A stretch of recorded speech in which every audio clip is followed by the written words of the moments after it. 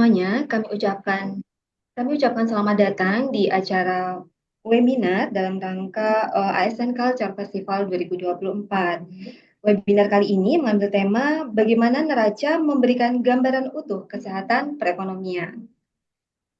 Sebelumnya kami mengucapkan Assalamualaikum warahmatullahi wabarakatuh. Waalaikumsalam. Waalaikumsalam. Selamat siang dan salam sejahtera bagi kita semua. Salam, Om Swastiastu, Namo Buddhaya, salam kebajikan. Yang terhormat, Kepala Biro Sumber Daya Manusia, Ibu Dr. Eni Lestariningsih, SSIMA. Yang kami hormati, Direktur Neraca Pengeluaran, Bapak Pipit Heli Sorayan, SEME. Yang kami hormati, narasumber kita pada siang hari ini, Ibu Yuliatri Mardani, SSIMA dan tim, dan yang kami banggakan seluruh peserta webinar yang berbahagia. Pertama-tama marilah kita panjatkan puji dan syukur kita kehadirat Allah Subhanahu wa taala, Tuhan yang Maha Esa, karena atas limpahan rahmat, berkah dan hidayahnya, kita semua bisa hadir secara daring di acara webinar ASN Culture Festival 2024. Baik, peserta webinar yang berbahagia, sebelum kita memulai rangkaian acara kita pada siang hari ini, marilah kita bersama-sama menundukkan kepala sejenak, memohon kepada Allah Subhanahu wa taala, Tuhan yang Maha Esa, agar acara kita pada siang hari ini berjalan dengan lancar dan membawa keberkahan bagi kita semua. Untuk itu, berdoa sesuai dengan kepercayaan dan keyakinan masing-masing dipersilahkan.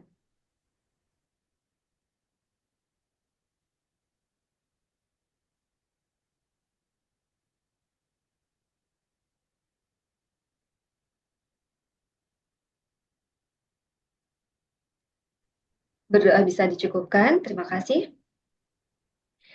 Selanjutnya kita akan mendengarkan pembacaan core value berakhlak yang kali ini akan dibacakan oleh Bapak Ayatullah M. Soleh.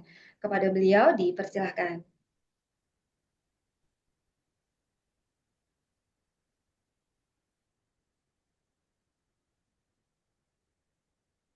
Core value berakhlak.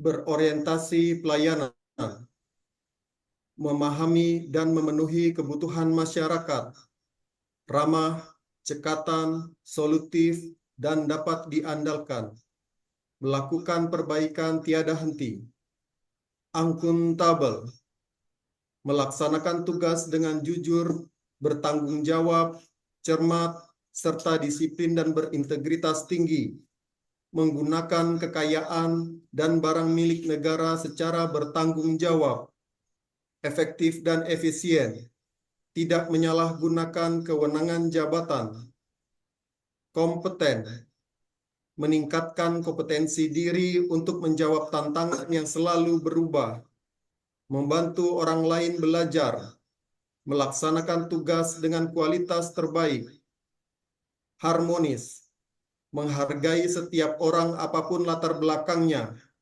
suka menolong orang lain, membangun lingkungan kerja yang kondusif, loyal, memegang teguh ideologi Pancasila dan Undang-Undang Dasar Negara Republik Indonesia tahun 1945,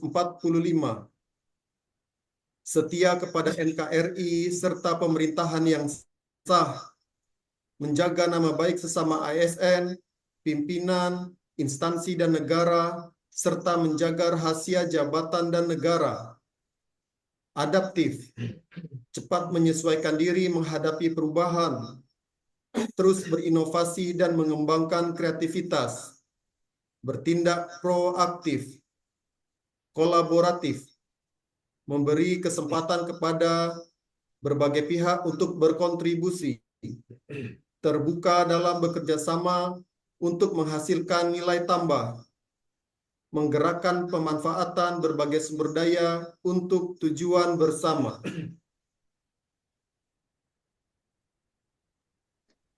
Baik, disampaikan terima kasih kepada Bapak Ayatullah M. Saleh. Acara selanjutnya adalah sambutan dan arahan oleh Direktur Neraca Pengeluaran. Kepada yang terhormat, Bapak Pipit Heli Sorayan, ME, dipersilahkan. Ya, makasih Mbak Eka. Assalamualaikum warahmatullahi wabarakatuh. Selamat Waalaikumsalam. siang, salam sejahtera buat kita semua. Om Swastiastu, Namo Buddhaya, salam kebajikan. Yang saya hormati Kepala Biro SDM, Dr. Eni Lestari Ningsih, SSI MA, tim ISN Kultur Fest BPS, baik dari Biro SDM maupun Direktorat Neraca Pengeluaran, dan hadirin sekalian yang berbahagia. Pertama-tama, marilah kita panjatkan puji syukur kehadirat Allah Subhanahu wa Ta'ala, karena atas rahmat dan karunia-Nya kita semua dapat berkumpul secara virtual dalam keadaan sehat walafiat. Semoga pertemuan kita di hari yang baik ini mendapat ridho dan keberkahan dari Allah Subhanahu wa Ta'ala. Pada ASN Kultur kali ini, Direktorat Neraca Pengeluaran akan menyampaikan topik yang nanti akan disampaikan oleh Mbak Yulia. Bagaimana neraca memberikan gambaran utuh tentang kesehatan ekonomi. Jadi, sebagaimana diketahui, salah satu output dari Direktorat Neraca Pengeluaran adalah neraca institusi terintegrasi atau disingkat NIT, yang dulunya dikenal dengan Full Suite of Account atau FSA, dan juga pernah dikenal sebagai Sectoral Account and Balance Sheet atau SAB. NIT sendiri merupakan kerangka ekonomi yang komprehensif dan terintegrasi untuk menggambarkan aktivitas ekonomi yang dilakukan oleh setiap institusi pelaku ekonomi, yaitu dengan menggambarkan keseimbangan ekonomi makro dengan mengintegrasikan semua transaksi, baik transaksi finansial maupun non-finansial. Jadi nanti di setiap institusi itu akan ditunjukkan kegiatan output yang dilakukan, kemudian nilai tambah yang tercipta di setiap output, kemudian bagaimana output itu melakukan transaksi final, sampai akhirnya output itu asetnya bertambah atau berkurang di akhir periodenya.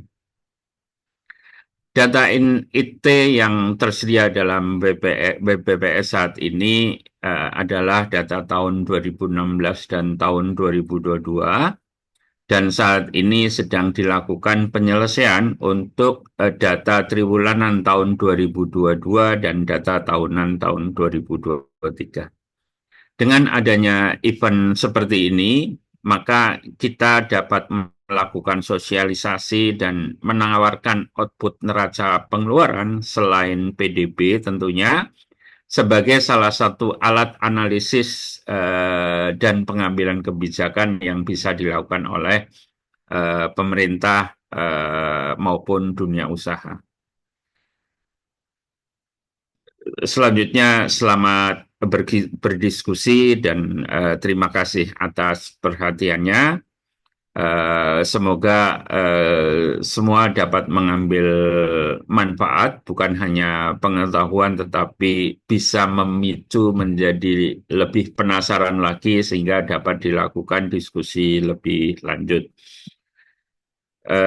Terima kasih. Assalamualaikum warahmatullahi wabarakatuh. Om Santi Santi. Waalaikumsalam warahmatullahi wabarakatuh. Terima kasih disampaikan atas arahan dan sambutan dari Bapak Pipit Heli Sorayan, SEME selaku Direktur Neraca Pengeluaran. Saat ini sudah hadir bersama kita teman-teman yang sudah hadir, maksudnya bergabung bersama kita di webinar ASN Culture Festival 2024 ini ada sebanyak kurang lebih 111 peserta. Sepertinya antusias sekali. Dan mungkin kita langsung saja ke acara inti. Untuk itu mungkin saya sapa terlebih dahulu pemateri kita pada siang hari ini, Ibu Yulia Trimardani, SSIMA. Saya manggilnya mungkin Mbak Yuli aja kali ya. Mbak Yuli apa kabar? Alhamdulillah baik Kak, terima kasih. Baik, Mbak Yulia Mardani ini adalah seorang statistisi ahli muda di Direktorat Neraca Pengeluaran. Benar ya, Mbak? Baik, mungkin untuk selanjutnya saya persilakan kepada Mbak Yulia untuk memaparkan materi di acara webinar ASN Culture Festival 2024 pada siang hari ini. Karena materinya sepertinya sangat menarik sekali. Untuk itu langsung saja kami persilahkan kepada Mbak Yulia Mardani untuk memaparkan materinya.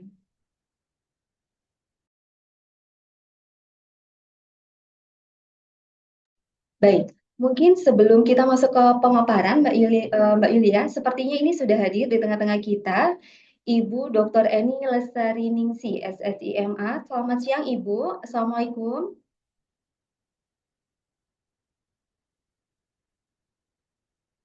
Halo, selamat siang Ibu Eni. Baik Kak, ditunggu sebentar ya, Ibu sedang sholat sebentar.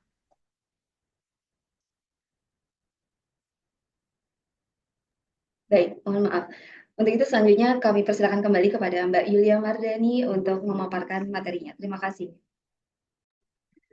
Baik, terima kasih banyak Mbak Eka.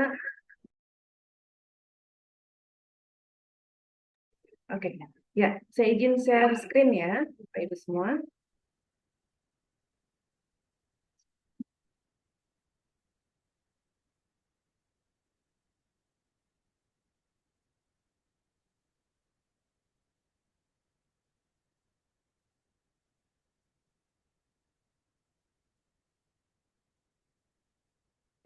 Oke, sudah terlihat ya?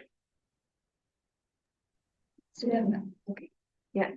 Terima kasih banyak Mbak Eka sudah diantarkan. Terima kasih banyak Pak Pipit, Direktur Neraca Pengeluaran. Terima kasih kepada ketua tim kami Pak Hadi dan Pak Arif. Dan terima kasih juga kepada teman-teman dari CCCAN di Direktorat Neraca Pengeluaran serta teman-teman dari Biro SDM atas terselenggaranya acara siang hari ini, gitu ya. Nah, tadi Pak Pipit sudah memberikan sekilas gitu, tentang neraca, gitu ya, neraca institusi terintegrasi. Nah, mungkin gitu ya, dulu dikenalnya dengan bahasa full sequence of accounts atau sectoral accounts and balance sheet. Oke. Nah, Bapak Ibu teman-teman semua yang pasti sudah sangat familiar bagi Bapak Ibu semua itu pasti adalah PDB atau PDRB tahunan dan triwulan yang disajikan dalam biasanya pendekatan produksi dan pengeluaran. Ini yang secara rutin kita rilis di setiap bulan Mei, kemudian Juni, Juli, Agustus, September, benar ya? Ya, kemudian Februari gitu ya, dan di bulan, ya pokoknya di setiap tahun itu ada 4 kali rilis gitu ya. Jadi itu adalah PDB atau PDRB triwulanan, yaitu pendekatan produksi dan pengeluaran. Nah, untuk tahunan biasanya rilisnya itu bareng dengan triwulan 4, yaitu di bulan Februari. Nah, di bulan Februari itu sebenarnya gitu ya, ada satu lagi pendekatan PDB, yaitu pendekatan PDB pendapatan. Memang tidak dirilis secara langsung seperti halnya ketika Pak Deputi atau Ibu pimpinan Kepala BPS itu merilis seperti di setiap tanggal 5 itu, tapi memang PDB pendapatan ini secara otomatis tergenerate dari framework besar neraca gitu. Dan waktu rilisnya pun tidak sama dengan seperti ketika PDB produksi dan pengeluaran itu rilis. Nah, sebelumnya gitu ya, kita mungkin juga sudah familiar dengan neraca-neraca satelit yang ada di BPS, seperti halnya tabel input-output, kemudian tabel IRIO atau Interregional Input-Output, kemudian ada tourism satellite account, ada SNNE atau neraca lingkungan, ada matriks investasi dari kegiatan disagregasi PNTB, ada social accounting matrix atau sistem neraca sosial ekonomi, dan juga neraca arus dana. Nah, sebenarnya semua itu gitu ya, itu ada berawal dari framework besar neraca, yaitu SUT, ya, yang ini mungkin sudah sangat familiar di kita gitu ya di BPS. Meskipun SUT ini tidak rilis di website BPS, tapi SUT ini digunakan dalam penyusunan neraca-neraca satelit di bawahnya, ya. Tapi sebenarnya ada satu framework besar neraca yang mungkin terhitung baru gitu ya, karena output dari salah satu Direktorat Neraca Pengeluaran, yaitu neraca institusi terintegrasi. Yang pertama itu baru di launching pada bulan November 2022. Itu untuk data tahun 2016 sampai dengan data tahun 2020. Nah, itu diikuti dengan rilis di bulan Agustus kemarin tahun 2024 itu menyusul data 2021 triwulan dan 2022 tahunan gitu. Nah, dua framework besar neraca ini itu yang berperan penting dalam menghasilkan gitu ya output-output neraca yang lain gitu, dan ini harus saling konsisten dan koheren satu sama lain dengan yang neraca satelit juga. Oke, nah sekarang asal usulnya kenapa bisa muncul neraca institusi terintegrasi itu sebenarnya neraca institusi terintegrasi itu pedomannya adalah dari System of National Account 2008. Ya, jadi ini seperti gambaran dari semua SNA 2008 itu diringkas dalam dua framework besar ini. Nah, asal usulnya itu pertama adalah karena adanya krisis ekonomi di tahun 98 gitu ya. Di mana pada saat itu situasi perekonomian Indonesia itu sangat lumpuh gitu ya, karena adanya situasi politik yang tidak menentu, kemudian nilai tukar rupiah yang terdepresiasi, sehingga ada pembahasan di forum ekonomi dunia yang disebut dengan G20 yang menghasilkan beberapa rekomendasi data gaps inisiatif. Salah satu dari rekomendasi data gaps inisiatif itu adalah kompilasi dan diseminasi sectoral accounts and balance sheet, ya. Nah, kemudian ya salah satu rekomendasi tersebut itu harus inline dengan National Account Framework, di mana kualitas data neraca nasional itu terjamin dengan adanya implementasi dari SNA 2008. Jadi itu yang melatar belakangi penyusunan dari neraca institusi terintegrasi. Jadi ini yang membuat neraca institusi terintegrasi ini tidak hanya Indonesia, tapi juga negara-negara lain anggota dari G20. Nah, kita kenalan dulu gitu ya. Sebenarnya neraca institusi terintegrasi itu apa saja? Kalau Bapak Ibu teman-teman semua sudah familiar dengan tabel input output gitu ya. Kalau tabel input output itu biasanya dimensinya adalah produk dan industri atau industri lapangan usaha. Nah, kalau NIT ini lebih berfokus kepada pelaku, ya, siapa ya pelaku dari aktivitas ekonomi tersebut gitu. Jadi kalau kita bicara pelaku di sini berarti ada rumah tangga, kemudian ada LNPRT, ada korporasi non finansial, ya, atau nanti selanjutnya kita akan nyebut sebagai non financial corporation, kita singkat NFC. Kemudian ada pemerintah, ada korporasi finansial atau financial corporation, dan yang terakhir ini adalah luar negeri atau rest of the world. Kalau yang kelima ini sebagai perwakilan dari domestik gitu ya. Kalau luar negeri ini counterpart Indonesia dalam melakukan aktivitas perekonomian. Nah, pelaku, ini kan pelaku tadi ya, melakukan aktivitas perekonomian yang terbagi ya, kegiatannya itu ke dalam current account, kemudian accumulation account, dan balance sheet. Nah, sekarang kita lihat di samping kiri. Kita lihat di sini bahwa untuk current accounts ya, current accounts itu terdiri dari mulai neraca produksi, kemudian ada neraca pendapatan yang dihasilkan atau generation of income account, kemudian ada neraca alokasi pendapatan primer, kemudian ada neraca distribusi pendapatan sekunder, dan neraca penggunaan pendapatan disposable. Nah, ini adalah current account.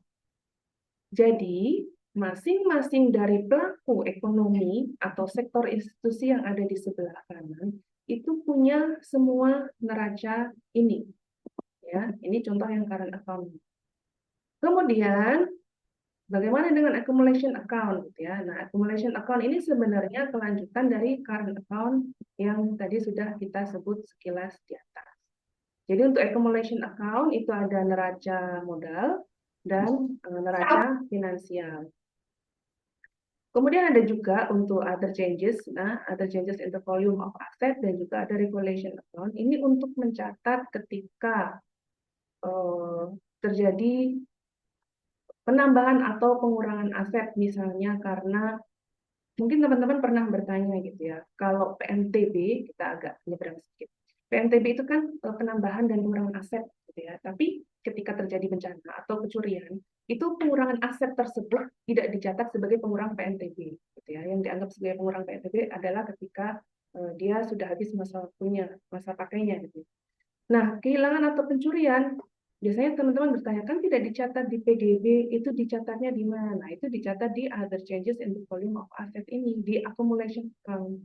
Jadi jangan khawatir, apapun transaksinya gitu ya. Kalau kita lihat neraca di, neraca di pemerintah juga gitu ya, akun-akun di pemerintahan gitu ya. Itu tidak semuanya akan masuk ke PDB gitu ya, hanya akun-akun tertentu yang masuk di PDB. Kemudian mungkin ada pertanyaan, kalau yang nggak masuk PDB, kemudian gimana? Bagaimana kita memastikan suatu perekonomian itu sudah tercatat secara utuh?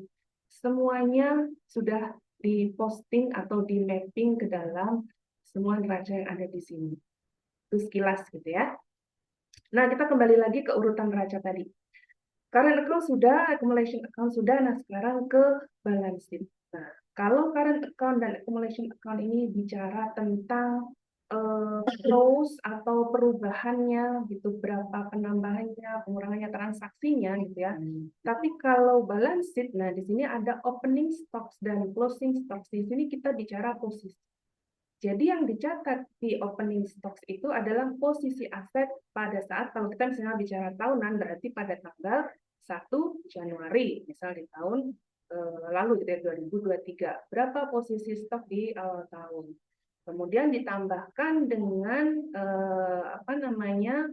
transaksi yang ada di neraca ini akan menjadi closing stock, yaitu posisi stok atau posisi aset atau kewajiban pada akhir tahun di 31 Desember 2023.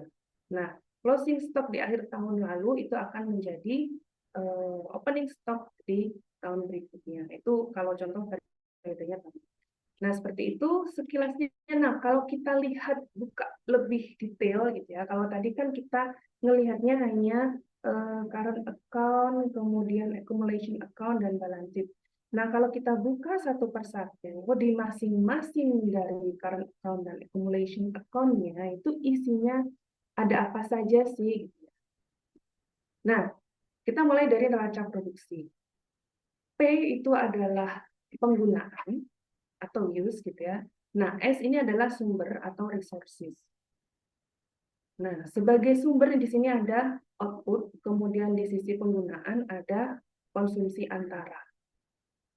Nilai tambah bruto yang tertulis di paling bawah di sisi penggunaan itu biasanya adalah balancing itemnya atau item penyeimbang, merupakan selisih dari output dan konsumsi antara. Nah, nilai tambah bruto yang ada di sini, kalau teman-teman notice ya, sebenarnya NTB ini nilainya sama dengan PDB produksi atau lapangan usaha, gitu ya. Jadi PDB produksi atau lapangan usaha itu adanya di neraca produksi, ya. Kalau kita lihat neracanya itu sebagai balancing item selisih antara output dengan konsumsi antara, yaitu berapa biaya-biaya yang dikeluarkan konsumsi antara ini ya, berapa biaya-biaya yang dikeluarkan untuk menghasilkan output tersebut. Nah, nilai tambah bruto ini sebagai balancing item. Sebagai balancing item di neraca produksi, dari sisi penggunaan, dia akan menuju sebagai sisi sumber di neraca selanjutnya, di neraca pendapatan yang dihasilkan. Nah, di neraca pendapatan yang dihasilkan ini menceritakan, gitu ya, dari sisi produsen, nilai tambah bruto itu dikeluarkan untuk apa saja, gitu ya. Jadi dikeluarkan untuk membayar labor, gitu ya, yaitu upah gaji atau kompensasi pegawai. Kemudian untuk membayar pajak, ya. Kemudian dikurangi subsidi, ya, pajak produksi dan impor, dan dikurangi subsidi, jadi pajak neto ini kita sebutnya.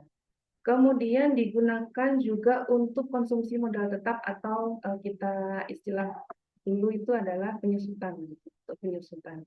Nah, ini dari sisi si produsen, penggunaan dari nilai tambah bruto itu untuk apa saja, kan dia di sisi sumber ya digunakan untuk ini, kompensasi pegawai, pajak produksi dan impor, dikurangi subsidi, dan juga konsumsi modal tetap.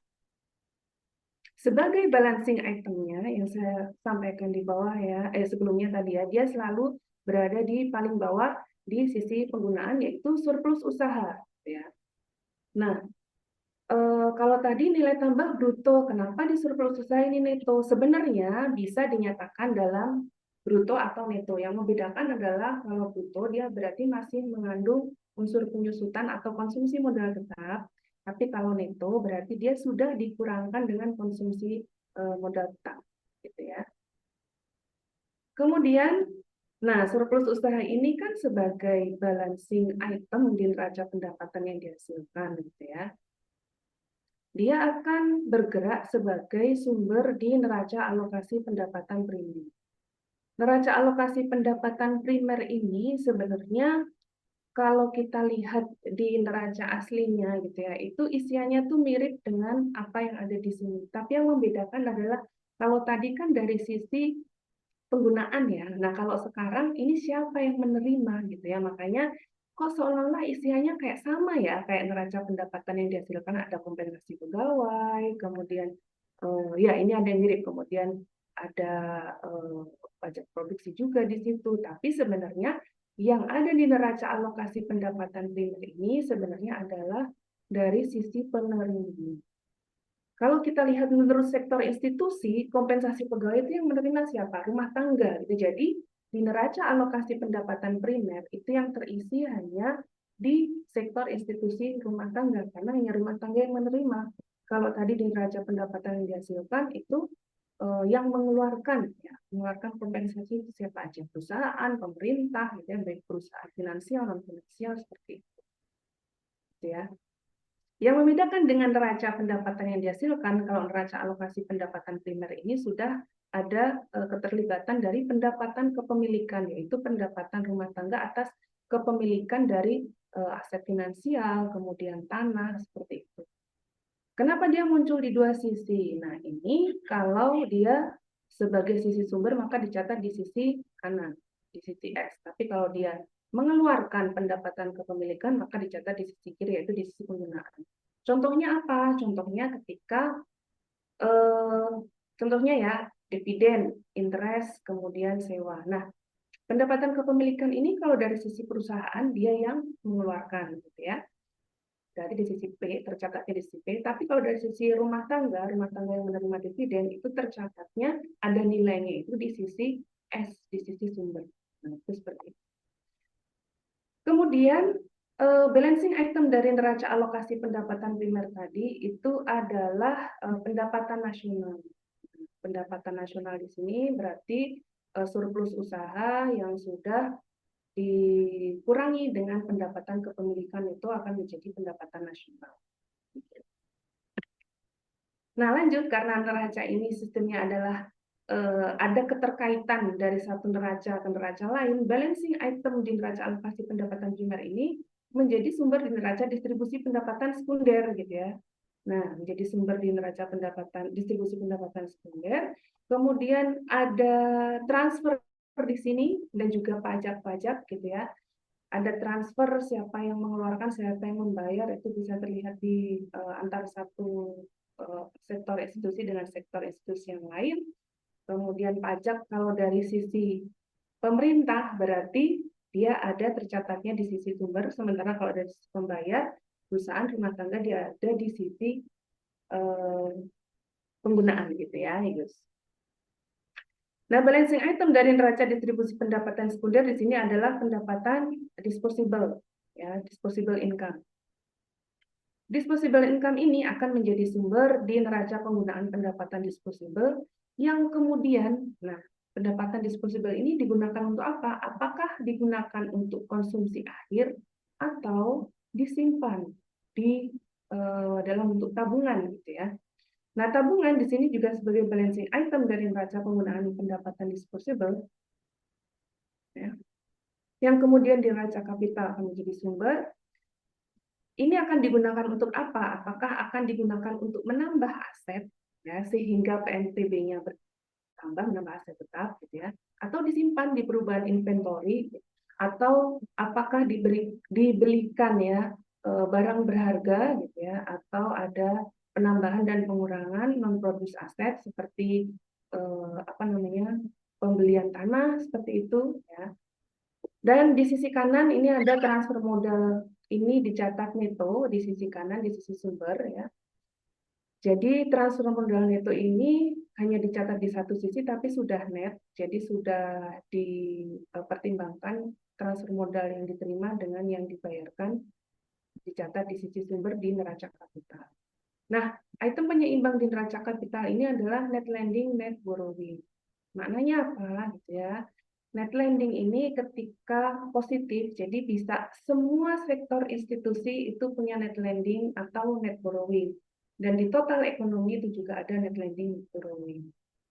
Jadi maknanya ketika net lending gitu ya, maka ada surplus ya dari sektor institusi yang kemudian bisa menjadi sumber bagi sektor institusi yang lain. Nah, sektor institusi yang lain gitu ya, yang borrowing ini yang biasanya meminjam, bukan meminjam ya, yang defisit itu adalah yang biasanya memakai dari apa yang lending dari sektor institusi yang lending. Nah, ini sudah sampai dengan neraca kapital. Di neraca finansial ini lebih bercerita dari sudut pandang bagaimana ekonomi itu melakukan transaksi dari sisi aset atau liability finansial yang penjabarannya itu per instrumen dari aset-aset ini, gitu ya. Jadi ada uang tunai dan deposito, kemudian ada surat berharga, pinjaman, penyertaan modal, asuransi, finansial derivatif dan lain-lain. Nah, selisih dari penambahan aset dan juga penambahan dari liabilities atau utang itu juga akan menjadi net lending, net borrowing di neraca finansial. Jadi ada net lending, net borrowing yang muncul dari neraca finansial dan ada net lending, net borrowing yang muncul dari neraca kapital yang merupakan aliran dari kegiatan ekonomi yang dari neraca produksi ini tadi gitu ya, yang mengalir gitu ya sampai dengan neraca kapital. Nah, kalau kita ringkas dalam bentuk matriks gitu ya, ini sektor institusi atau pelaku ya. Kemudian ini adalah neraca-neracanya. Itu ada indikator makro apa saja sih di dalamnya gitu ya. Nah, kalau kita lihat di neraca produksi tadi ya, itu semua sektor institusi domestik itu memiliki output gitu ya, dan punya konsumsi antara biaya yang dikeluarkan dan punya nilai tambah bruto atau yang familiar dengan PDB produksi. Nah, kalau sebenarnya ada satu sektor institusi lagi yaitu rest of the world atau luar negeri yang juga punya aktivitas ekspor impor yang tercatat di sini.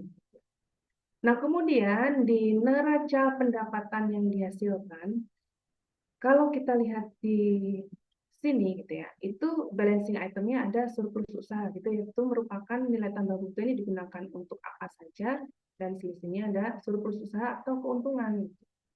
Nah, tapi untuk rumah tangga ini ada tidak hanya surplus usaha, tapi rumah tangga itu punya item lain yaitu mixed income. Mixed income ini jadi pendapatan campuran. Kalau kita perhatikan rumah tangga yang memiliki apa namanya, yang memiliki usaha gitu, yang memiliki usaha itu bisa bertindak sebagai karyawan atau sebagai pemilik usaha atau pengusaha. Nah, rumah tangga yang memiliki usaha yang bertindak sebagai pengusaha itu sebenarnya kan dia tidak digaji secara terpisah gitu ya, karena usaha rumah tangga ini saja untuk laporan keuangan atau pembukuannya saja masih campur gitu dengan rumah tangga gitu. Jadi makanya kenapa dibilang mixed income dan hanya ada di sektor institusi rumah tangga. Nah, di neraca pendapatan yang dihasilkan ini juga ada upah gaji gitu ya. Kemudian di neraca alokasi pendapatan primer, di sini ada pendapatan kepemilikan dan sebagai balancing itemnya ada pendapatan nasional.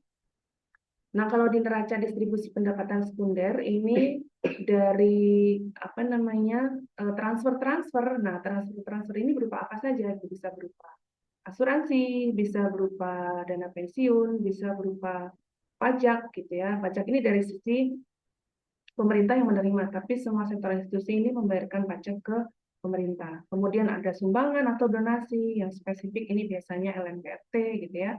Kemudian rumah tangga ini yang membayarkan kontribusi dan manfaat sosial. Jadi contohnya apa sih? Bayar premi gitu ya, bayar premi, setelah bayar premi dapat klaim. Nah, ini adalah maksud dari neraca distribusi pendapatan sekunder.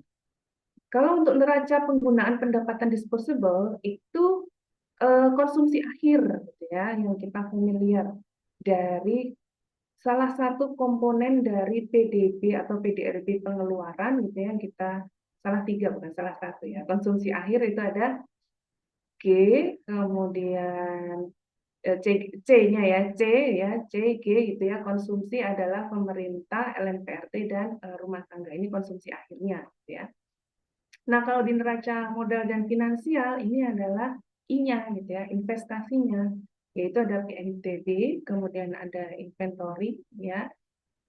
Kemudian ada penyusutan atau konsumsi modal tetap gitu ya. Kemudian kalau di neraca finansialnya ini lebih kepada instrumen-instrumen finansial yang ada di situ, baik itu deposito, surat utang, pinjaman, saham, reksadana gitu ya. Kemudian sebagai balancing itemnya adalah net lending, net borrowing, surplus atau defisit gitu ya. Nah, di luar negeri ini ada capital inflow atau capital. Nah, balance sheet, di balance sheet ini ada posisi aset dan kewajiban, baik itu non-finansial maupun finansial. Nah, ini adalah indikator-indikator makro yang mungkin sering kita dengar gitu ya. Nah, kembali ke framework di neraca institusi terintegrasi gitu ya. Jadi tadi sudah saya singgung bahwa kalau kita mendengarkan nilai tambah bruto gitu ya, itu sama gitu ya dengan PDB produksi. Jadi PDB produksi itu adalah sama nilainya dengan apa yang ada di NIT, itu yang di neraca produksi sebagai balancing itemnya. Nah, kalau PDB pendapatan itu sebenarnya sama dengan yang ada di transaksi yang ada di neraca pendapatan yang dihasilkan. Ini adalah sebagai PDB pendapatan. Jadi secara otomatis NTB gitu ya, di neraca produksi yang sebagai sisi sumber dan sisi penggunaannya ini adalah PDB pendapatan. Lalu PDB pengeluaran dia ada di mana saja? Kalau PDB pengeluaran memang seolah-olah dia ada di baris-baris yang terpisah gitu ya. Ini ada pengeluaran konsumsi air di sini, ada PNBP, ada perubahan inventory di neraca yang berbeda lagi, neraca kapital, dan ada neraca luar negeri ini yang sebagai nilai ekspor impor ya. Meskipun dia di baris yang berbeda-beda, tapi sebenarnya bisa dibuktikan bahwa apa yang ada di PDB pengeluaran itu harus sama dengan yang ada di PDB pendapatan dan di PDB produksi. Nah, kalau SUT atau IO, ya itu sebenarnya penggabungan dari semua yang sudah disebutkan sebelumnya, dari produksi, PDB pendapatan, PDB pengeluaran, di mana semuanya harus sama gitu ya. Itu bisa dilihat di tabel input output. Seperti itu.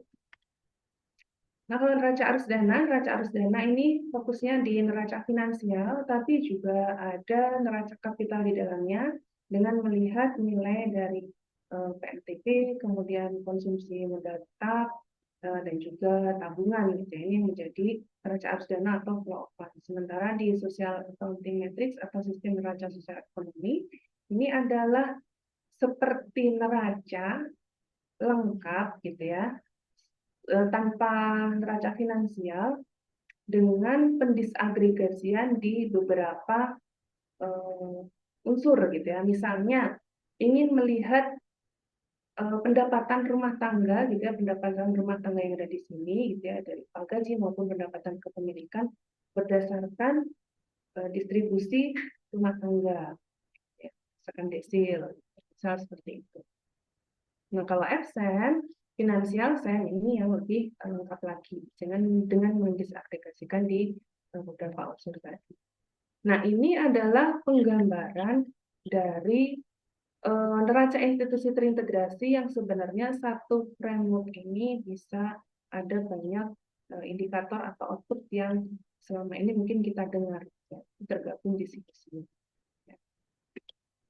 Nah, diseminasi neraca institusi terintegrasi ini sudah ada di website BPS gitu ya. Kalau Bapak Ibu coba mengecek, bisa dengan mengetik keyword neraca institusi terintegrasi BPS atau bisa masuk ke statistik makroekonomi. Nah, di dalamnya itu ada neraca institusi terintegrasi dari tahun 2016 sampai tahun 2022 ya.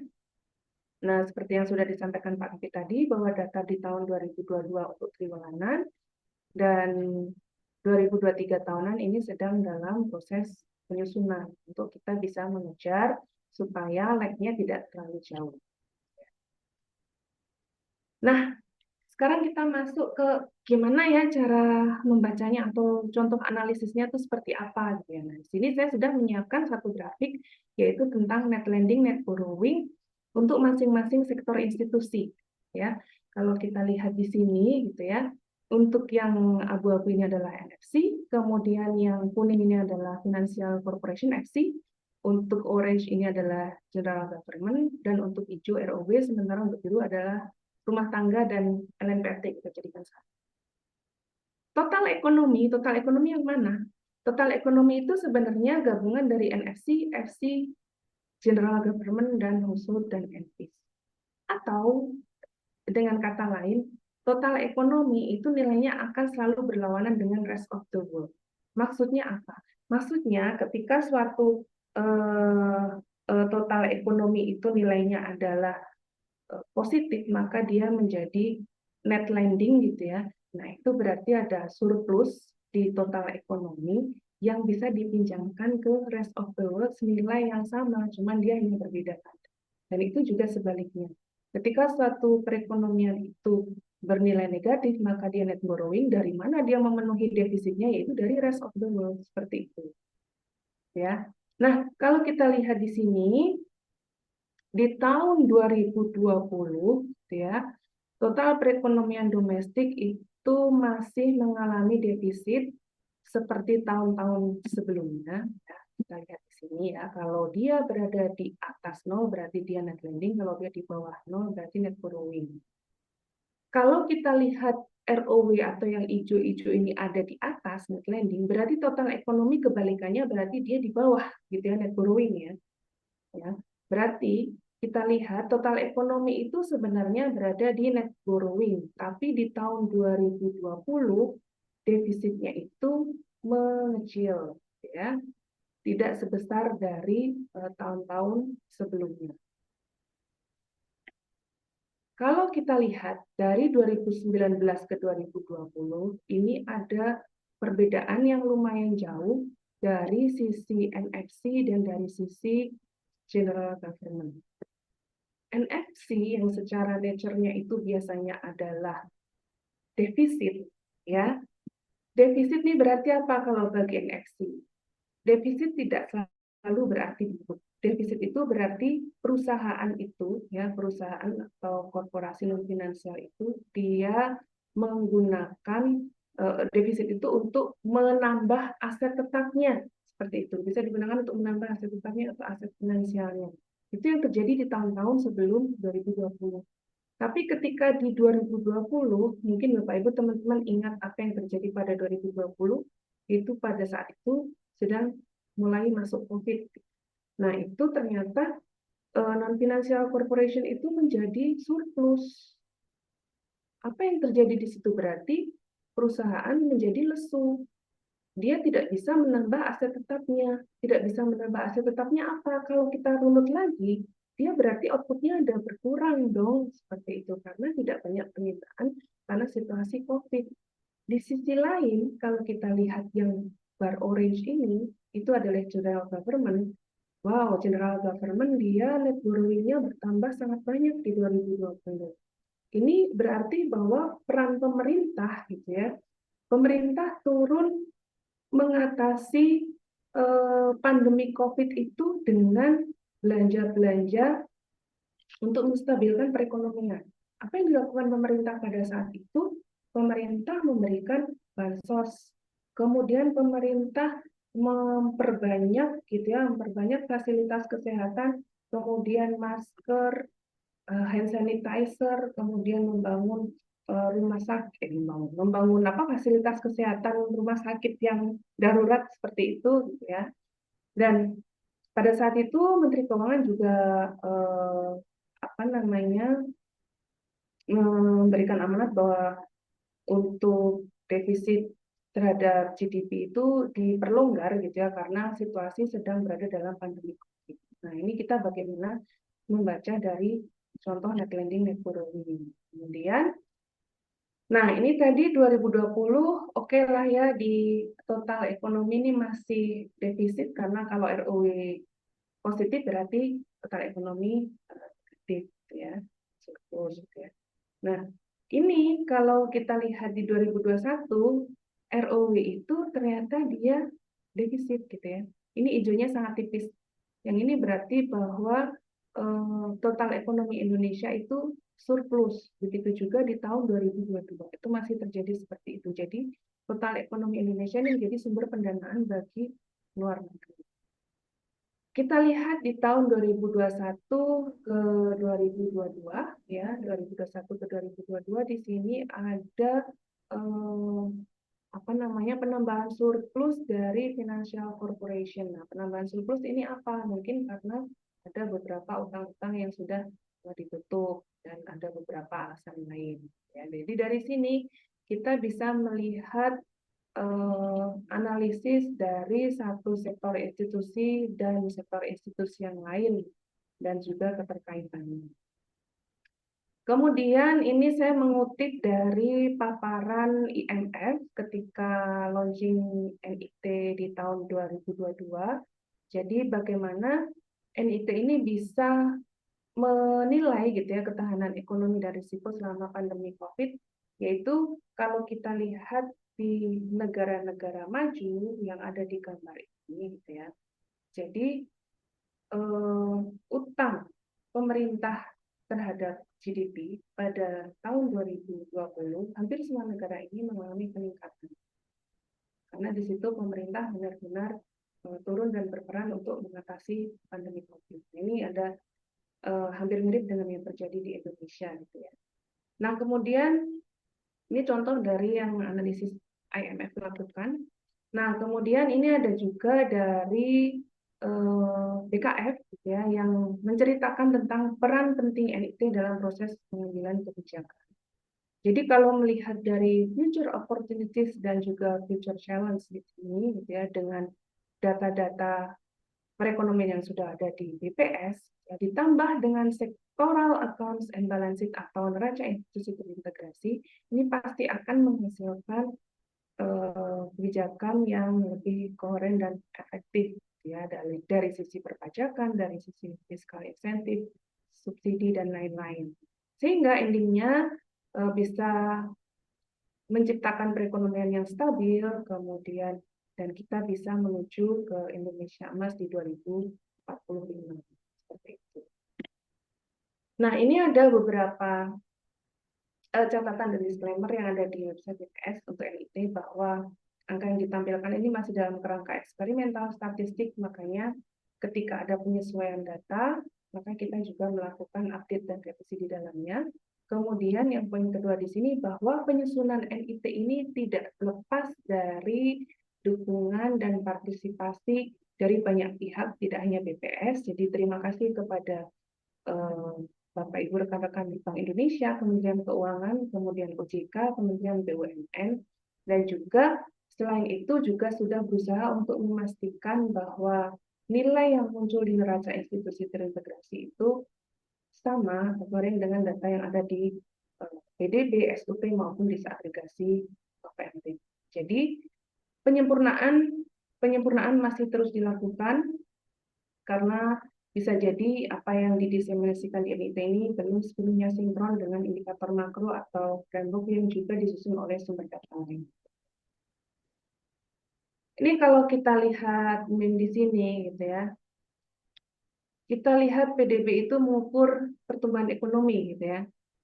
Tapi lebih dari itu gitu ya, NIT ini bisa melihat stabilitas ekonomi.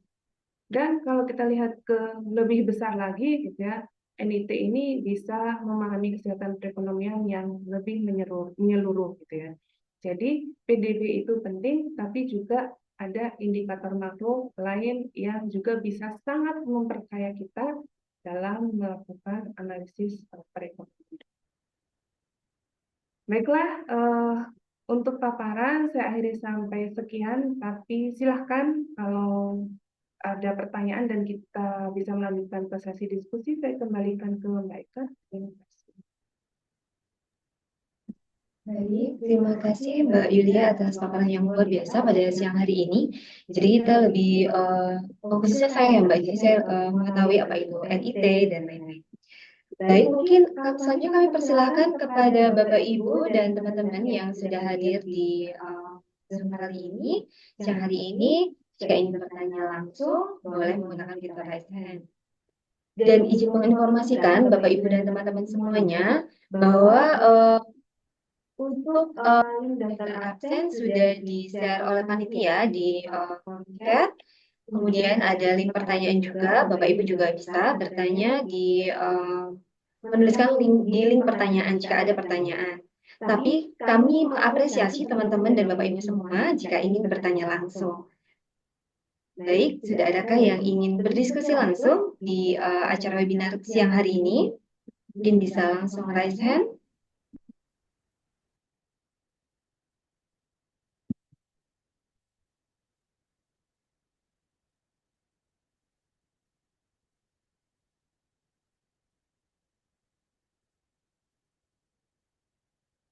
Saya yang bertanya dong. Ya. Adakah yang bertanya? Kalau belum, Mbak Yulia gimana? Kita ada menyediakan kuis ya Mbak? Iya, boleh. Mungkin kita kuis dulu ya Mbak untuk pemanasan. Teman-teman mungkin sebenarnya banyak pertanyaan, cuman mungkin bingung mulai dari mana. Mungkin bisa Mbak, silakan Mbak untuk kuisnya. Dan panitia sudah menyediakan souvenir ya Mas Arya. Baik, silakan Mbak Yulia. Baik, ini jadi kita balik saya yang bertanya ya. Nanti silahkan minta tolong Mbak Eka, Mas Ole, dan Mas Ari untuk melihat siapa yang paling cepat gitu ya dari peserta yang hadir di Zoom siang hari ini. Pertanyaan pertama adalah, mungkin Bapak Ibu ingat, PDB itu ada di neraca apa saja?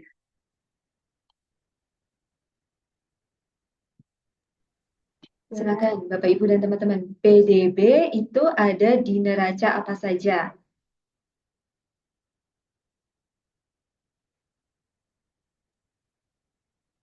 Ada. Erdi Fahriandi.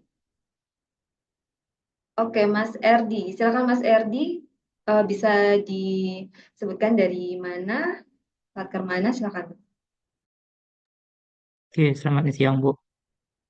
Kenalkan, nama saya Adi Fakriandi dari BPS Kota Salunto. Izin menjawab Mohon izin Mas Erdi. untuk Suaranya belum Izin Bu, terdengar di apakah suara kami. saya terdengar? Halo, Mas Erdi. Halo Bu, Oh iya, oke. oke. Ya, selamat siang Bu, izin memperkenalkan diri. Kenalkan nama saya Ati Fakriandi dari BPS Kota Sorunto. Izin Bu, untuk PDB sendiri itu ada di dua neraca, yaitu neraca produksi dan neraca pengeluaran. Untuk neraca produksi itu ada PDRB pengeluaran atau biasanya PDRB konsumsi. Kemudian untuk neraca produksi itu biasanya ada PDRB produksi atau PDRB lapangan usaha. Bisa dilengkapi Mas Erdi kalau di PDB pengeluaran dia ada di neraca apa, kalau di NIT tadi gitu.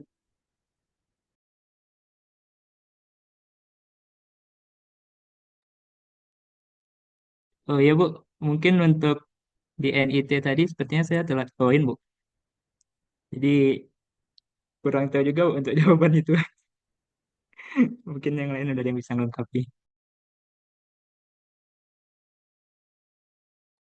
Oke. Gimana Mbak Erdi? Mbak Erdi, mohon maaf. Mbak Yulia, gimana Mbak Yulia? Pertanyaan, jawaban dari Mas Erdi tadi? Ya, jadi jawaban yang pertama tadi benar gitu ya, bahwa PDB produksi ada di neraca produksi.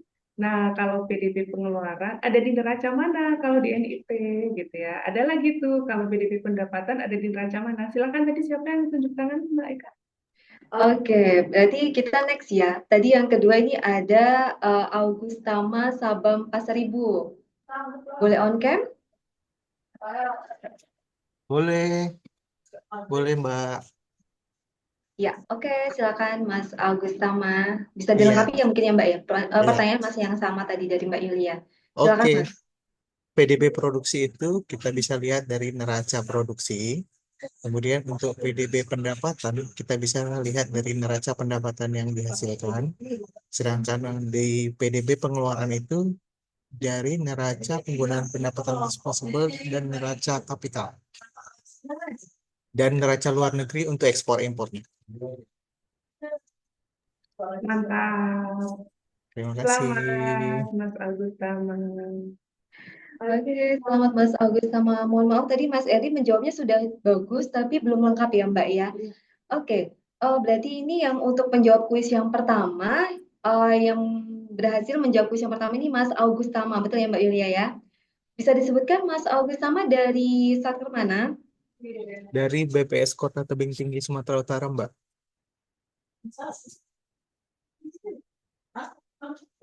Halo, Mohon diulang Mas dari mana? BPS Kota Tebing Tinggi Sumatera Utara. BPS Kota Tebing Tinggi Sumatera Utara. Titip salam buat teman-teman di sana ya Mas ya. Ya. Oke. Selanjutnya kita masih ada kuis lagi atau bagaimana Mbak Yulia? Teman-teman di sini mungkin ada yang mau bertanya.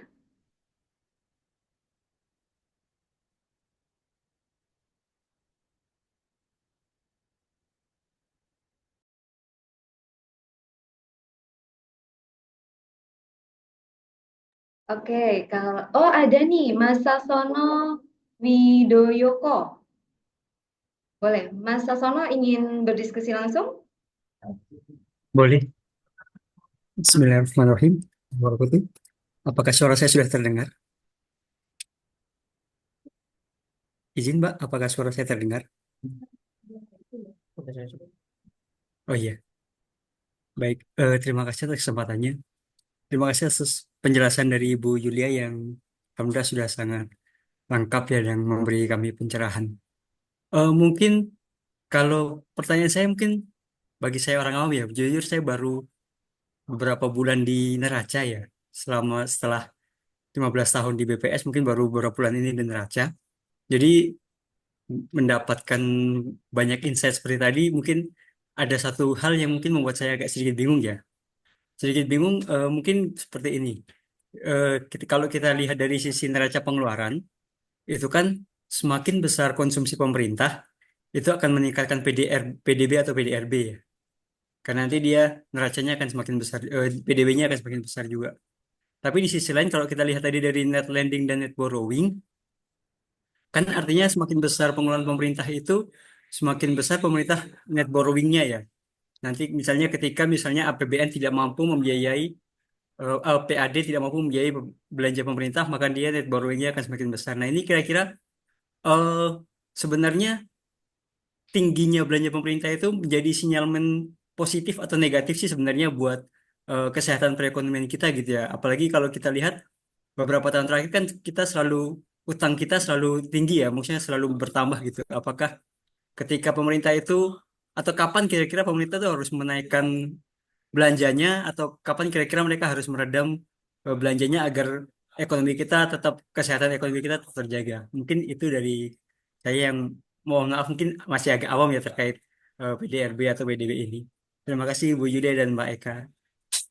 Baik, terima kasih Mas Sasono. Mungkin langsung dijawab ya Mbak. Pertanyaannya tadi kapan gitu. Silakan Mbak Yulia. Baik, terima kasih Mas Sasono. Ya, jadi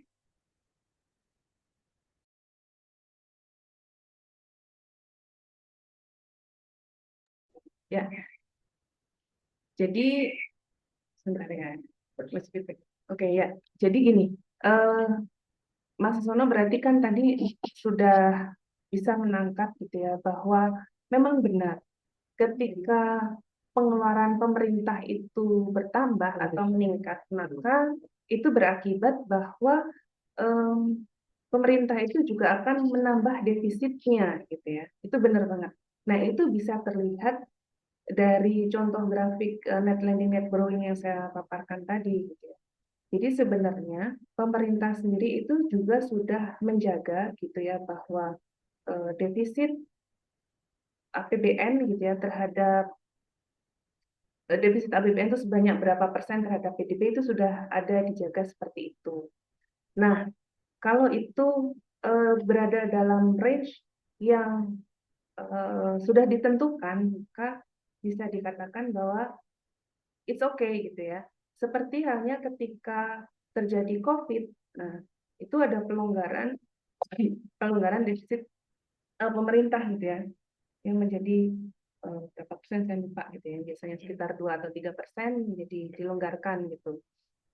Bahkan di APBD pun gitu ya, itu untuk belanja tidak terduga, pos belanja tidak terduga itu menjadi menjadi bumper untuk pengeluaran-pengeluaran yang terkait dengan penanganan COVID gitu.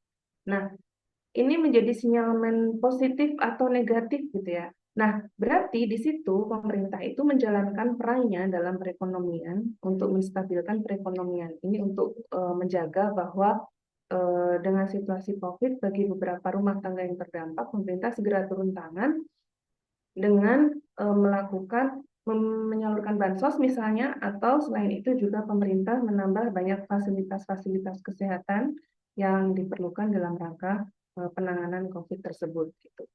Nah, selain itu gitu ya, dari situ juga bisa terlihat berarti kalau misalnya pemerintah itu surplus gitu ya, kayaknya nggak mungkin sih, biasanya memang naturnya defisit gitu ya, atau defisitnya mengecil gitu ya. Berarti kita bisa melihatnya dalam dua sisi gitu ya. Apakah sebenarnya belanjanya yang menurun atau dari sisi pendapatan pemerintah ini yang bertambah. Jadi misalnya penerimaan dari pajak, kemudian dari PNBP atau dari retribusi kalau di daerah itu apakah yang bertambah. Kita harus melihat dari sisi itu gitu ya.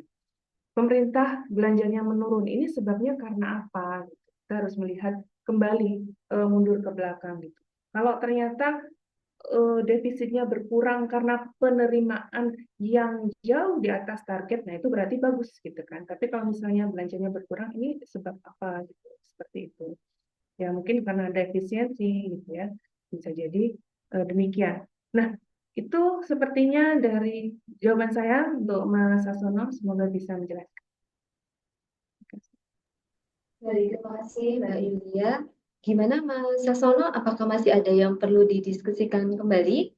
Ataukah sudah cukup? Jawabannya Ya, terima kasih. baik, terima kasih Mas Sasono. Salam buat teman-teman di Kota Pasuruan ya Mas Sasono ya. Ya, ya. Baik, ini sudah ada yang bertanya lagi, Mbak Yulia. Kita, oke, satu lagi dari Pak Noyo Purwoko. Silakan Bapak. Baik, terima kasih. Selamat siang Bapak Ibu sekalian. Saya tertarik dengan judul pembelajaran hari ini ya, ada tentang kesehatan perekonomian. Nah, kami di daerah pernah ditanya tentang kemandirian perekonomian wilayah gitu ya. Pernah ada ditanya gitu. Pakai kita di daerah itu kalau misalnya diminta untuk bahwa suatu wilayah itu sudah sehat perekonomiannya atau mandiri ekonominya itu pakai tool apa? Sementara di daerah kita kan ada PDRB sektoral dan PDRB penggunaan gitu Bu ya.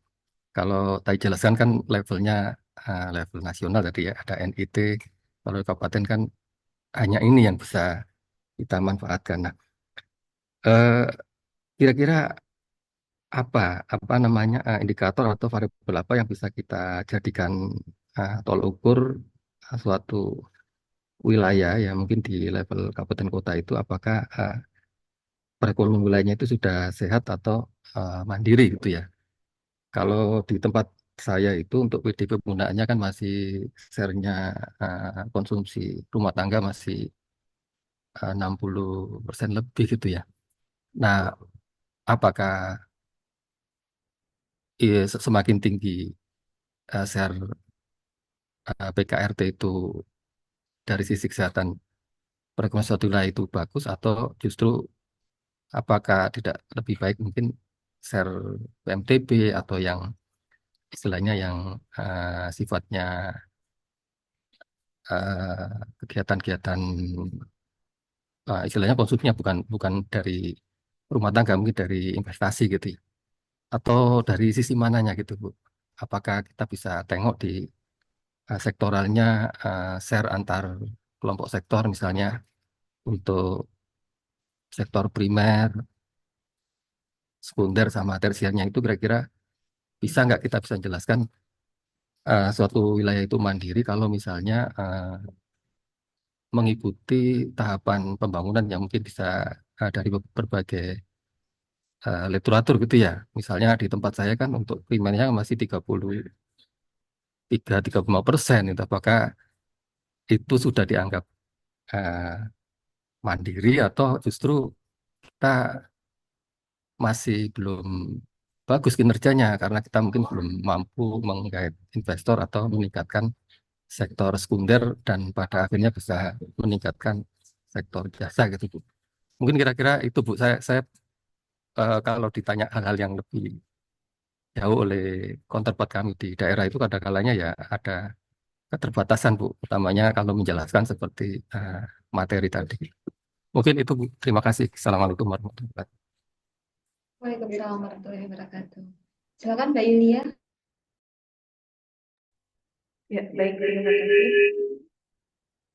Terima kasih pertanyaannya, Pak Noyo Purwoko. Ya, jadi memang neraca institusi terintegrasi ini kan disusun hanya di level nasional gitu ya. Tidak sampai ke regional gitu karena apa? Karena memang ini sangat menyeluruh gitu ya. Jadi beberapa sumber data itu tidak semuanya tersedia sampai ke level regional gitu ya. Nah, cuman kalau kita kembali lagi melihat judulnya bagaimana kalau kita melihat kesehatan perekonomian di regional gitu ya. Nah, kita mau lihat data pendapatan kepemilikan dividen, interest gitu juga agak susah gitu ya Pak ya. Nah, sekarang yang ada di daerah sekarang indikator makro yang tersedia itu PDB gitu ya.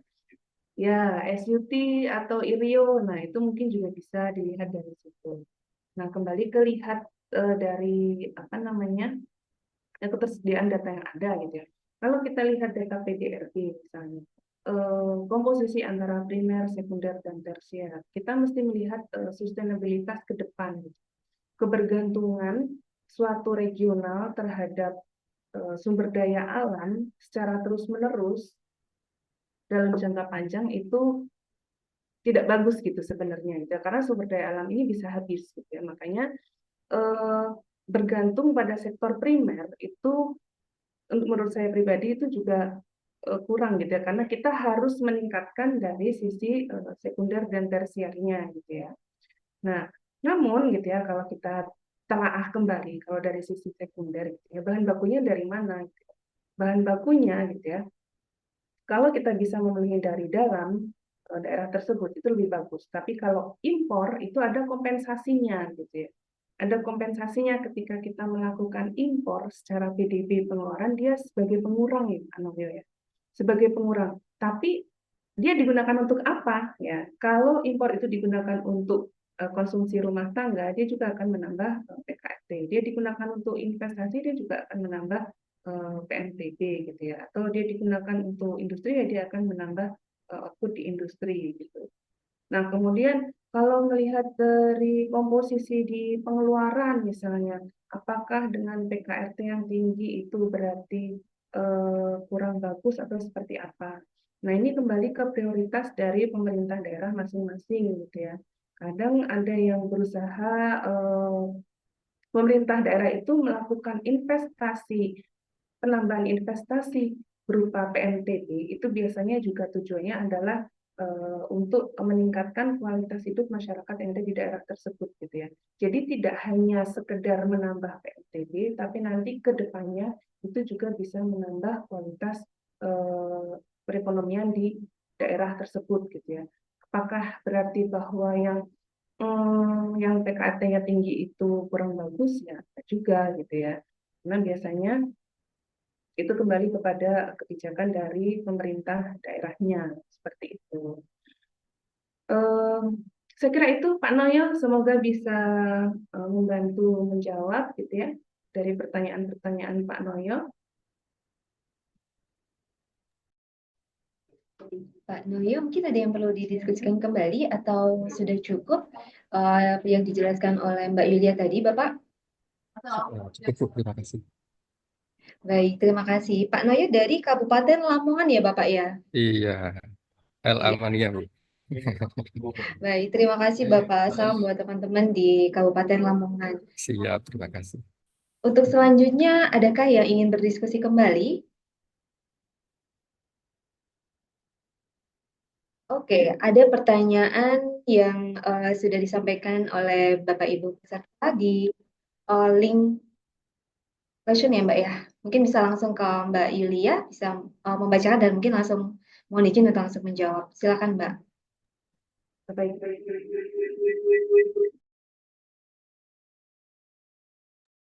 Baik, ini ada beberapa pertanyaan, cuman mungkin tidak semuanya saya jawab gitu ya. Yang pertama adalah apa hubungan NIT dengan BOP yang dihasilkan BI gitu ya. Hubungannya erat gitu ya, hubungannya sangat baik gitu ya, karena kita juga berkoordinasi dengan teman-teman dari Bank Indonesia gitu ya, menggunakan data BOP untuk mengisi kolom rest of the world gitu. Jadi data tersebut itu data yang dihasilkan di neraca institusi terintegrasi tidak semuanya berasal dari BPS gitu ya. Ada counterpart dalam penyusunan neraca institusi terintegrasi yaitu dari BI, dari Kementerian Keuangan, kemudian OJK, ada Kementerian BUMN gitu ya. Nah, jadi data BOP yang dihasilkan oleh BI itu adalah sebagai salah satu sumber data dalam mengisi kolom rest of the world atau luar negeri gitu ya. Dan juga di kolom di neraca kapital kita juga menggunakan data tersebut gitu ya. Kemudian ada pertanyaan lain ya, BPS merilis NIT, di dalam NIT mencakup PDB produksi, pendapatan, dan pengeluaran. Namun kenapa BPS sering dibilang hanya merilis PDB sisi produksi dan pengeluaran? Nah, ini karena memang yang dirilis rutin setiap triwulanan itu hanya PDB lapangan usaha dan PDB pengeluaran. PDB pendapatan itu tidak secara resmi dirilis gitu ya, tapi Bapak Ibu teman-teman semua bisa mendapatkannya dari neraca institusi terintegrasi ataupun dari tabel input output gitu ya. Nah, itu sebenarnya memang tidak ada rilis khusus untuk PDB pendapatan gitu. Demikian Mbak Eka.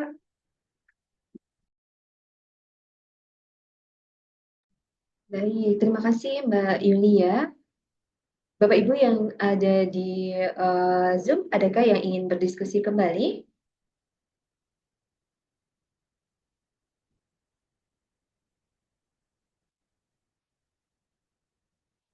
Baik. Mbak Yulia, adakah kita kuis lagi atau bagaimana nih, Mbak? Ada kuis satu lagi? Boleh, boleh. Boleh, silakan Mbak Yulia. Ya. Sebelum kuis mungkin saya akan mencoba menjawab satu pertanyaan lagi gitu ya, dari Slido gitu ya. Kalau daerah sedang mengalami defisit anggaran, apakah PKP juga bisa dikatakan turun gitu ya? Nah, ini terkait dengan pertanyaan dari Mas Hasan tadi sebenarnya gitu ya. Kalau misalnya pemerintah itu dikatakan defisit ya, itu justru biasanya belanjanya eh, apa namanya lebih besar daripada pendapatan atau penerimaan negara gitu ya. Itu tadi sebenarnya sudah terjawab dari Mas Hasan tadi. Nah, mungkin saya punya satu pertanyaan terakhir ya Mbak Eka ya. Silakan, Mbak. Saya ingin bertanya gitu ya. Mungkin bagaimana pendapat Bapak Ibu semua dengan kegiatan siang ini gitu ya. Apakah sudah apa namanya cukup jelas atau misalnya kurang jelas penyampaiannya atau misalnya oh jadi tahu atau kurang panjang atau seperti apa? Mungkin itu pertanyaan saya. Baik Kak, silakan kepada audiens. Baik. Bapak Ibu yang hadir di Zoom, ini pertanyaannya gampang-gampang susah ya. Silakan Bapak Ibu, silakan langsung raise hand. Bagaimana sih kesan Bapak Ibu mengikuti webinar siang hari ini? Apakah penjelasannya sangat jelas sekali, ataukah waktunya boleh diperpanjang lagi mungkin lain kali atau seperti apa? Silakan Bapak Ibu, mungkin bisa langsung raise hand.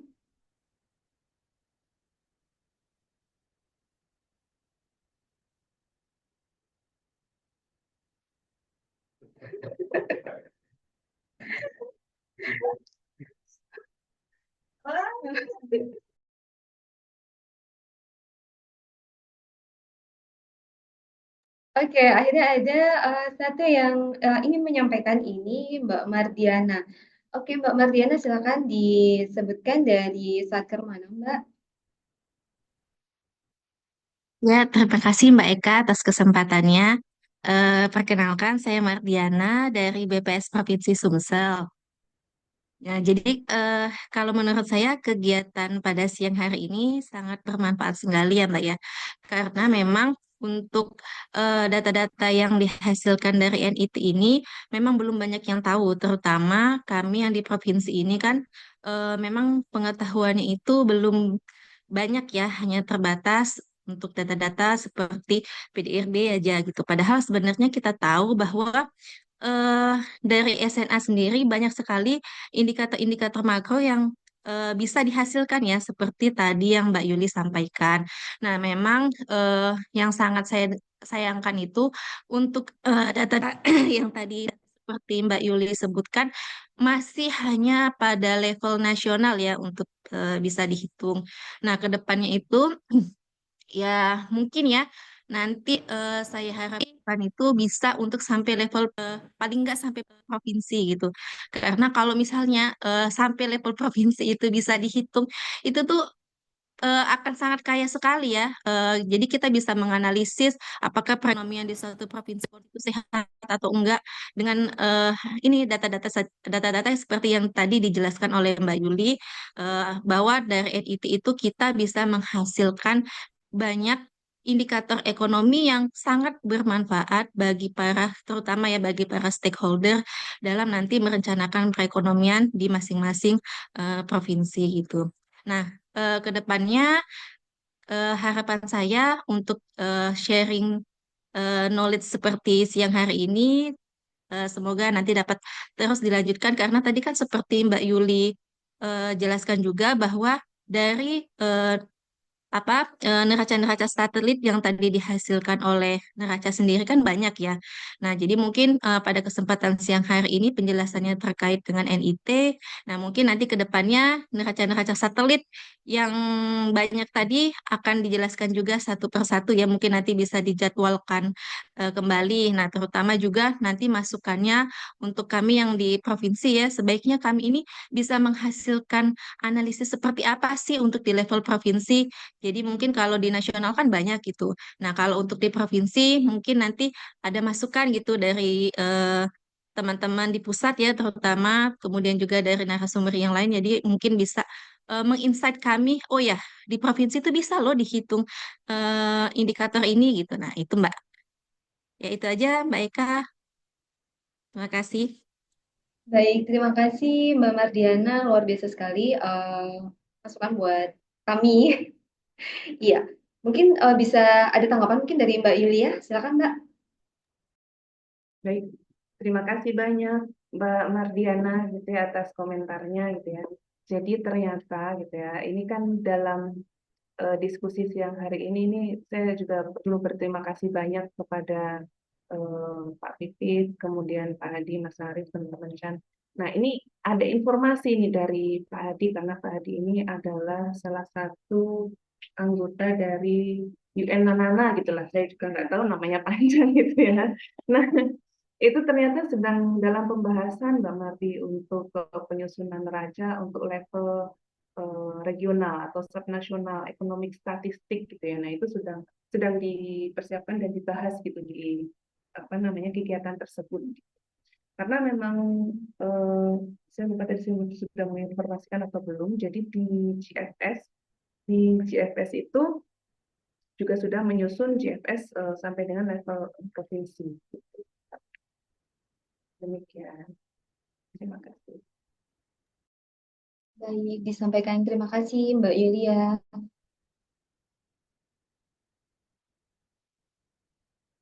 Oke, baik. Di chat, kita mungkin akan lihat di chat. Oh, ada apresiasi dari Mbak Apela Melianta. Kata Mbak Apela, kegiatannya sangat bermanfaat, hanya saja sepertinya sosialisasinya kurang kencang, Mbak Yulia. Mungkin sebaiknya dikirimkan ke Humas Satker-Satker di setiap daerah atau provinsi, karena menurut Mbak Apela ini, ya justru Mbak Apela dapat linknya setelah kegiatannya berjalan selama 1 jam lebih. Mungkin perlu sosialisasi lebih lanjut nanti ya Mbak ya. Oke, terus ada apresiasi juga dari Mbak Irma. Mbak Irma menyampaikan bahwa kalau Mbak Yulia yang jelasin mantap dan terstruktur. Namun implementasinya yang belum terbayang nih Mbak Yul katanya. Terus informasinya banyak banget. Cuman masih bingung barang apa ini. Oke. Oke.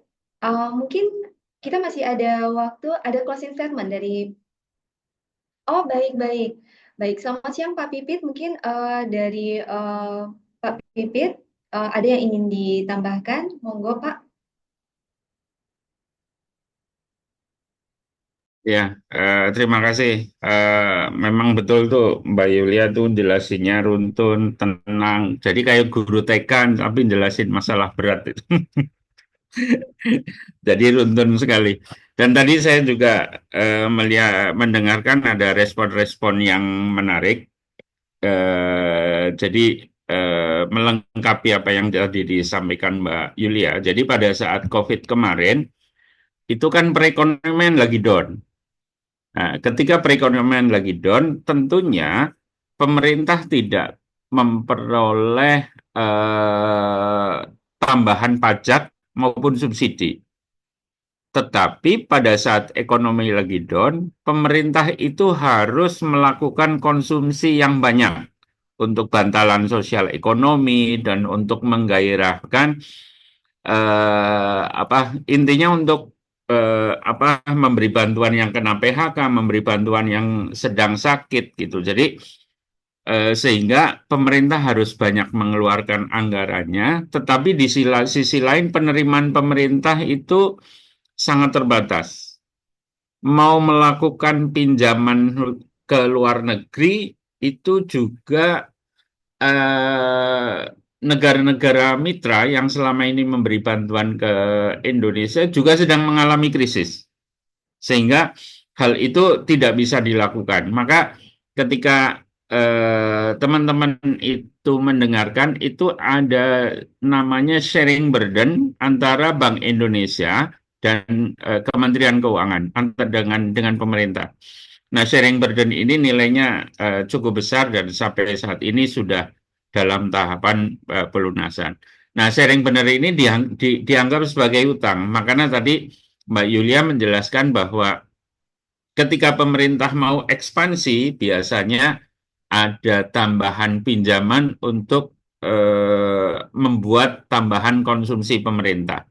Tapi untuk kasus yang tadi kondisi itu kasusnya memang unik. Yang kedua, tadi berkaitan dengan kemandirian ekonomi wilayah. Jadi biasanya kalau secara makro kemandirian ekonomi wilayah itu ditanggapi kalau neraca perdagangannya itu positif, ekspor impornya itu positif. Atau ada juga yang menanggapi bahwa kalau kebutuhan ekonomi domestiknya atau kebutuhan masyarakatnya dipenuhi dari produk-produk lokal.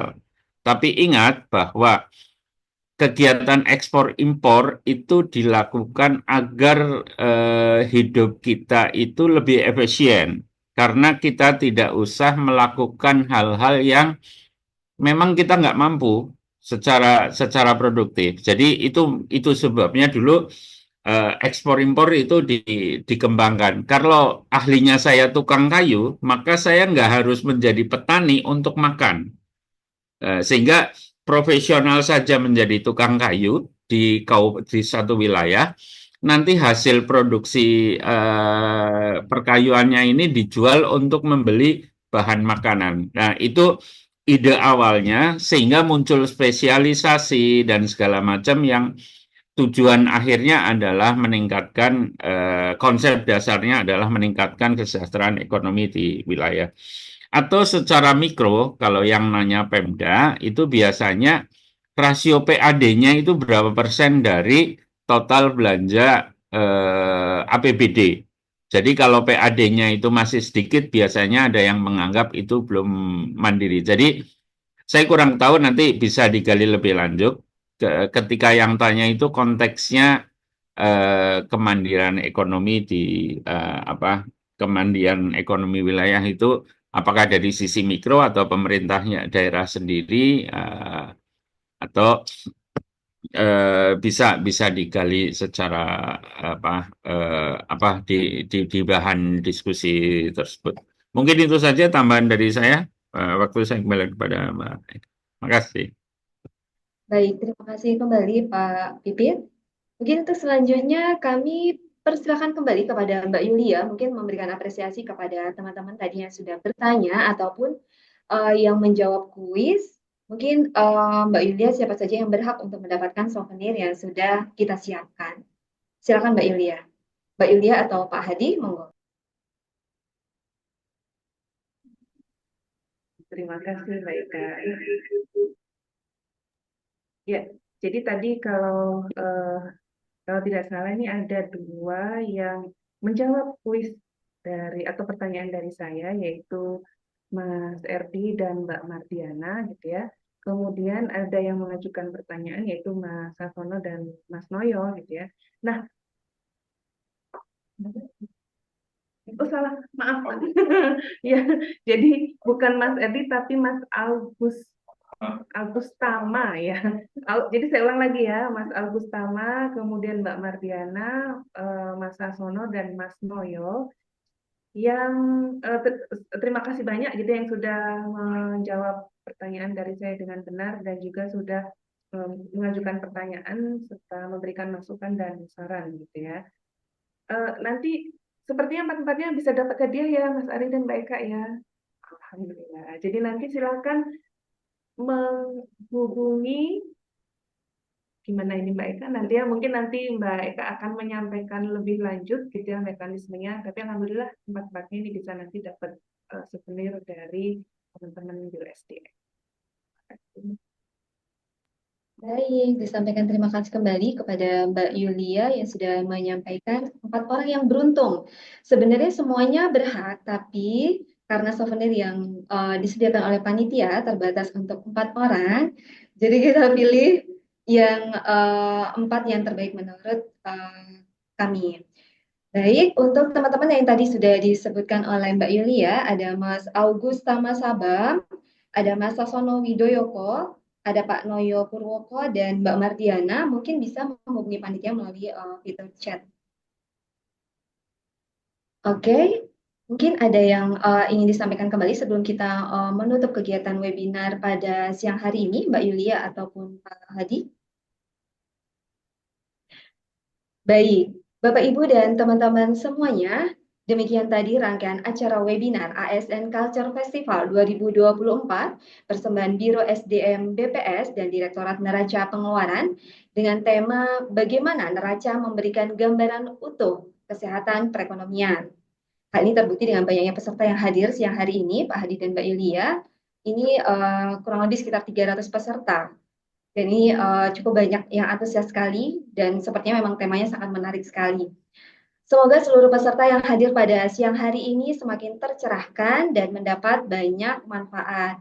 Sekali lagi disampaikan terima kasih kepada Bapak Pipit Heli Sorayan, Mbak Yulia Trimardani, Pak Hadi, dan Pak Ayatullah M. Saleh atas kesediaannya pada hari ini dalam memberikan materi webinar yang sangat luar biasa. Sekali lagi disampaikan terima kasih dan mohon maaf apabila ada hal-hal yang kurang berkenan selama penyelenggaraan acara webinar pada siang hari ini. Wassalamualaikum warahmatullahi wabarakatuh dan selamat siang. Waalaikumsalam warahmatullahi wabarakatuh. Waalaikumsalam.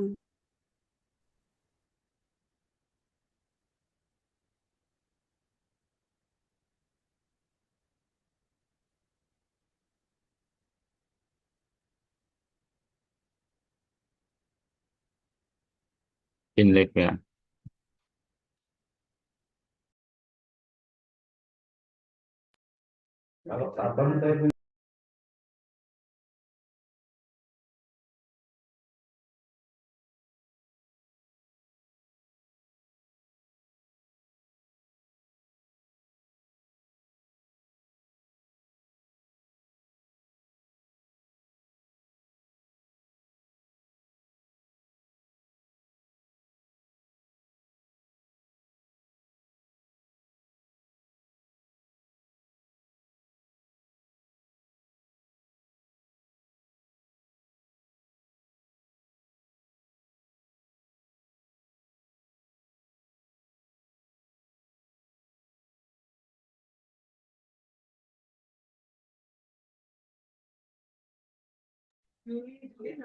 Mohon izin Bapak Ibu, kami end meeting ya.